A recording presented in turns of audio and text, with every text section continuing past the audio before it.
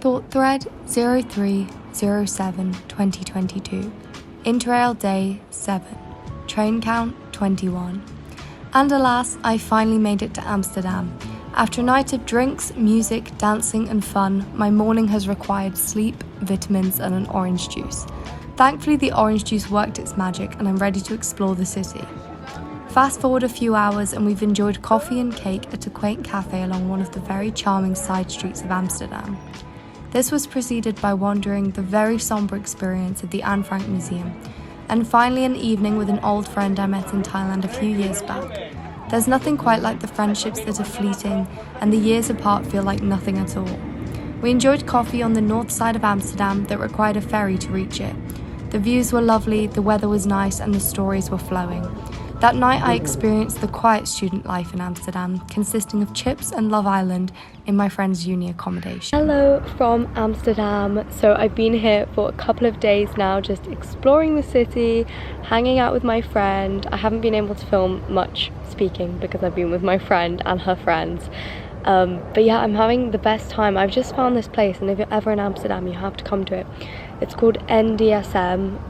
You have to get a ferry to come to it. It's like 15 minutes from the central station, and it's just like this cultural, artistic neighborhood, and like everything has graffiti on it, everything has stickers on it. It's really, really cool. It's very different from anything I've ever seen before, and I definitely want to find out more about like what's kind of behind this neighborhood and why this has happened. But it's so cool.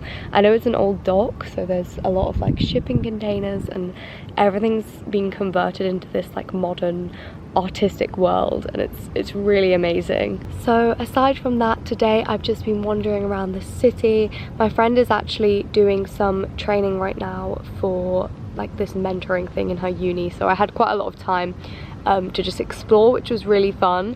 And then later we're going to her uni event, so we're going to have some drinks and I'm going to meet some of her uni friends, which will be really nice. We also went to the Anne Frank Museum the other day, which was really good.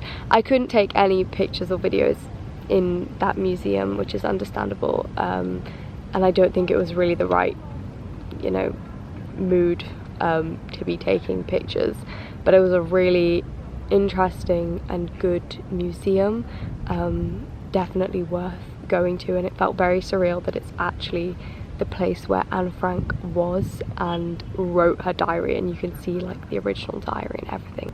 So for the next few days in Amsterdam, I'm just going to keep exploring, and tomorrow my cousin arrives and some of my uni friends are actually going to be in Amsterdam as well, so we're all going to go out together tomorrow, which will be really fun. And then yeah, I think I'm just going to stay here for a little bit longer, walk around, maybe grab something to eat, drink, and then later I'm going to go meet my friend again.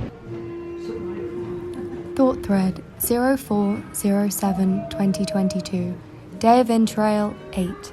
Train count 21 with an ever-increasing tram count. It felt nice starting the morning feeling fresh and anticipating a day of vintage shops, markets and exploring. There's something extra special about everything in this city. The vintage shops seem more vintage, the markets more vibrant, and the little gems that you walk hours to find seem to appear not every so often, but ever so often. A personal favourite of mine was the 15-minute ferry that took me to the other side of Amsterdam. The place was odd yet charming. Graffiti covered every accessible and inaccessible surface, but not the kind of graffiti typically classified as vandalism. This graffiti was different, artistic, profound, and pleasing on the eye. The whole neighbourhood is some kind of cultural district, and about a 5-minute walk from the ferry stop is an odd warehouse filled with art, studios, and the occasional person doing one of three things: art, smoking, or wandering aimlessly. I did the latter. In the evening I had my first experience of a borrel, a social gathering with my friend's university study association, followed by clubbing at a local Dutch club with old Dutch folk music and lots of Dutch friends. All in all, an amazing day.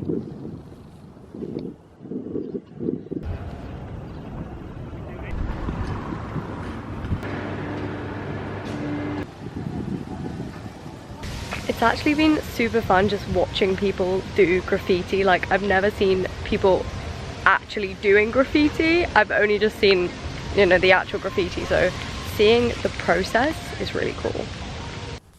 Thought thread 05/07/2022. Day of interrail 9. Train count 21.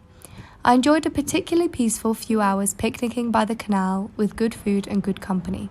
It was nice to enjoy such a fast-paced city in slow motion. The rest of my afternoon went by in a bit of a blur as my cousin arrived and we rushed to get food to the hostel he was staying at and then back to my friends before heading for a night out in Amsterdam. I've never witnessed such passion towards techno in my life. Saying that, I'll be heading to Berlin soon, so that might change.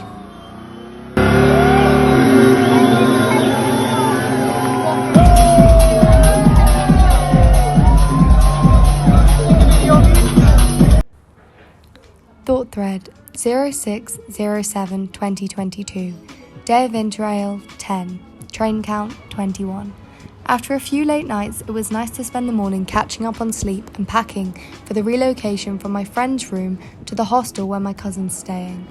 In the afternoon, we met some of my friends from university and spent the rest of the day and the evening exploring the city with them and showing each other spots that we'd previously been to. It was nice to cross paths and exchange experiences.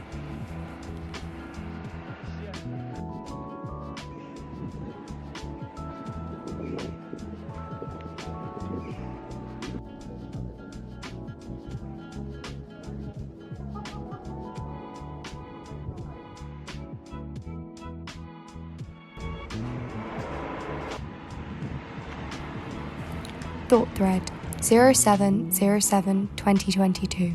Day of interrail 11. Train count 26. 5 more trains added to the list and 2 more places. We spent the afternoon visiting different historical spots around Arnhem, including the John Frost Bridge and the Battle of Arnhem Cemetery. Standing both on the bridge and in the cemetery elicits a feeling that can't be replicated through looking at pictures. The tragedies of past wars, and unfortunately those that are ongoing, became far more tangible. We then ventured towards Utrecht, where we ate the most incredible soup and spent the evening surrounded by perfection in the form of buildings and canals. To become part of the picture-perfect city, we enjoyed a drink at a very delightful bar by the water. As there is no nightlife quite like Amsterdam, we journeyed back to where we started the day off for one final night, for now, in the bustling centre of Amsterdam.